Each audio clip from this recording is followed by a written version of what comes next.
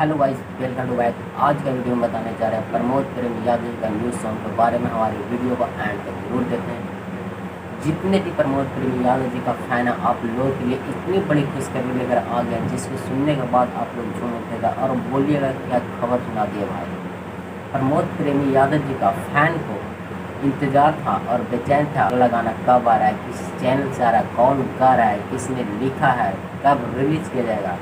आपका भाई आप लोग के लिए सारा डेटा लेकर आ चुके हैं।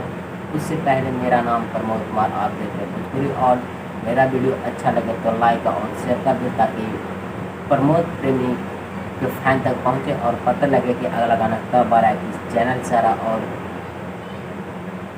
कितना बजे रिलीज़ किया जाएगा। तो मैं बता दूं कि प्रमोद यादव जी का न्यू गाने का पोस्टर आउट कर दिया गया है, जैसे कि आप अपनी स्क्रीन पे देख रहे होंगे। इस गाने का बोल है खाली बम बैठी है। जी हाँ दोस्तों, इस गाने का बोल है खाली बम बैठी है। ये गाना एस फिल्म से रिलीज़ किया जाएगा कल सुबह 6 बजे। जी हाँ दोस्तों, कल सुबह 6 बजे रिलीज़ किया जाएगा एस फिल्म से। ये गाना हो गया है शिवानी सिंह और प्रमोद प्रेम यादव। इस गाने को लिखा मुकेश मिश्रा और म्यूजिक से सजाया है बच्चू बिहारी।